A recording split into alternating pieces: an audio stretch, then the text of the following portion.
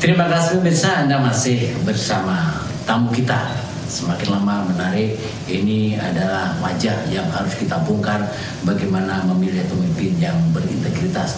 Orang Jawa mengatakan apabila orang itu banyak sumpah, esensinya dia banyak berbohong. Ada lagu yang menarik, apabila orang banyak berjanji, sebenarnya itu hanya mimpi. Apabila janji-janji tadi itu karena masalah materi. Kita teruskan, gimana? Bagaimana seorang pemimpin atau calon pemimpin, apalagi sekarang ini sudah musimnya pesta demokrasi ya. Apa yang harus diperbuat oleh pemimpin yang berintegritas terhadap masyarakatnya sebelum menjadi pemimpin? Ya, jadi saya memiliki 4 pandangan apa yang mesti dilakukan oleh seorang calon pemimpin pada level apapun, Pak Rento ya. Terutama yang tadi ya, DPRD kota kabupaten, DPRD provinsi, RI, DPD RI, yang presiden hampir bersamaan ini. Bersamaan, ini sepanjang sejarah ini pertama kali lah kira-kira ya, Indonesia ini di April 2019. Jadi begini, yang pertama, seorang calon pemimpin ini mesti turun ke rakyatnya. Janganlah dia duduk di singgasana yang kemudian dia hanya memerankan sebagai seorang manajer dan kemudian dia menjalankan seorang tim pemenangan. Ini jangan, Pak ya. Harus turun dia, harus mengerti dia kondisi masyarakatnya dan begitu. Dia harus mengerti apa kebutuhan masyarakatnya. Sesuatu yang paling dekat dengan masyarakat dan belum selesai di daerah itu apa kira-kira. Dia harus tabulasi semuanya. Nah, yang pertama adalah yang paling dekat dengan masyarakat, yang paling dekat dengan kita semua adalah layanan kependudukan, Pak Rianto. Ini berbicara dukcapil ini ya. Jadi layanan kependudukan, apa itu layanan kependudukan? Adalah layanan yang berkaitan dengan hak-hak warga negara. Hak-hak warga negara itu yang pertama adalah memiliki kartu tanda penduduk, yang kedua memiliki kartu keluarga. Nah, sebelum itu semua, kalau itu anak kecil berarti tentu akte kelahiran, tentu surat pindah dan lain-lain tentunya ya. Nah, layanan-layanan ini selama ini itu entah karena faktor pembagian kerja dalam tanda petik harus muncul calo dan seterusnya, yang kemudian 3 bulan, 4 bulan, 6 bulan belum selesai Pak Rianto ya. Nah, ini kan menjadi keprihatinan kita bersama. Terutama kami juga di Gerakan Masyarakat Perangi Korupsi Malang Raya itu juga tantangan ini ya. Tantangan. Berhadapan ini ya. Berhadapan, dan kami sudah sering sekali menjumpai bagaimana KTP itu dibikin itu bisa lama sekali, KK dibikin lama sekali. Khususnya akte kelahiran itu bisa lama sekali loh. Satu sisi sekarang sudah zamannya elektronik ya. Sudah elektronik. Gampang. Begitu kami cek di lapangan Pak Rianto, data menunjukkan bahwa ini, mohon maaf tadi ya, seorang calo sudah terima uang jasa untuk menguruskan, belum diuruskan saja duitnya sudah habis. Belum muncul nganunya. Belum diurus ini belum diurus, jangan hasil, belum diurus duitnya sudah habis.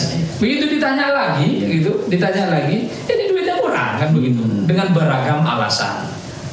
Nah, maka kemudian hemat saya adalah bagaimana calon pemimpin itu hadir ke tengah-tengah masyarakat sebelum dia jadi pemimpin, mampu menyelesaikan hal-hal yang bersifat layanan begini. Dan mendasar itu ya. Mendasar, ini kan mendasar banget. Bagaimana KTP dapat diurus 1 hari selesai, Pak. 1 hari selesai. Lembaga kami ini sudah biasa membantu masyarakat luas. Ya, jadi 1 hari selesai. KK 1 hari selesai. Akte kelahiran 1 hari selesai. Nah, kalau 1 hari selesai ini kenapa kok harus sampai 3 bulan Pak Rianto? 3 bulan ya. Nah, kan begitu ya. Tidur di mana itu? Nah, tidur di mana kan? Terminal di mana ini kan begitu. Nah, artinya apa? Ketika seorang masyarakat sudah membawa kata pengantar dari RT, RW, Pak Lurah atau Kepala Desa, tinggal ke Dispenduk Capil, seorang calon pemimpinnya sudah harus membantu bagaimana ditabulasi, entah misalnya berapa kelurahan begitu, dicatat semua, ditabulasi semua, diuruskan ini ke Dispenduk Capil itu. Pengalaman kami sehari selesai. Jangan menjadi pemimpin yang berintegritas katanya begitu, tapi rumahnya temboknya semakin tinggi ya. Betul. Nah, ini kan sudah susah kalau yang semacam ini. Nah, sudah susah. Tidak merakyat gitu ya. Tidak merakyat. Itu yang saya sebut itu adalah duduk di singgasana. Nah, jadi layanan kependudukan ini mesti dibantu lah oleh calon-calon pemimpin ini. Siapapun ya. Siapapun. Nah, bagaimana caranya? Nah, Ini yang saya sebut adalah kalau biasa berbuat kepada masyarakat, turun ke masyarakat, memahami kebutuhan masyarakat, maka bagi dia, dan biasa berjejaring ya, bagi dia gampang sekali urus hal seperti ini Pak. Petanya jelas. Petanya jelas kan begitu. Ini yang pertama, layanan kependudukan. Nah kemudian yang kedua, jadi layanan kependudukan itu tentu termasuk misalnya surat keterangan catatan kepolisian. Nah itu kan dibutuhkan juga kan yang seperti ini. Nah yang kedua misalnya adalah layanan kesehatan. Betapa banyak masyarakat kita ini yang seharusnya harus dengan cepat dibawa ke rumah sakit, dilayani, kemudian harus terbengkalai. Karena faktor apa misalnya adalah faktor satu, yang mengurus ini tidak memahami step by stepnya cara mengurus. Ya bingung ya Pak Rianto ya. Jadi kalau orang warga desa ini kan, warga kelurahan itu kan banyak bingungnya. Apalagi kondisi keluarganya itu sakit, tentu dia panik. Nah calon pemimpin ini kan harus hadir, menemani, mendengarkan dengan setia curhatan dari para warganya ini. Satu. Yang kedua adalah menguruskan. BPJS-nya seperti apa? Diuruskan semuanya. Akan semuanya lancar. Belum punya BPJS, dibukakan BPJS Pak Rianto. Dibukakan dan begitu toh. Butuh pengantar ya diuruskan dong, tinggal datang ke Pak Lurah, kepala desa kan begitu toh. Tinggal mengisi dan saya yakin kalau calon pemimpin itu sudah siap menjadi calon pemimpin, maka ia akan lengkap dengan timnya. Dia tidak akan berangkat sendirian. Karena manusia sejatinya itu kan adalah makhluk sosial. Dia butuh orang lain. Nah, maka kalau ada calon pemimpin, saya kan hanya sendirian. Dia berlindung di sendirian. Maka sesungguhnya ini bukan lagi mustahil, tapi mustahil. Mustahil. Jadi begini, Pak Jis, kalau kita mendengar tadi itu, bisa jadi calon-calon atau pemimpin masa yang sudah kemarin, betul. Itu banyak sekali tidak kenal dengan masyarakatnya. Tidak kenal. Nah, ke depan ini bahwa sebagai garda depannya masyarakat adalah pemimpin itu, betul ya. Sehingga kalau ada masalah-masalah kependudukan, masalah-masalah kesehatan, betul.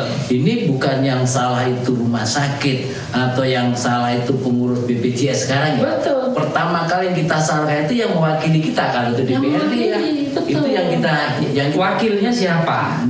Nah kan begitu toh. Ya. Dan perlu diingat Pak Rianto, seorang wakil itu tidak menunggu kemudian disurati supaya membantu. Seorang wakil rakyat, seorang pemimpin itu dia harus peka lingkungan dia.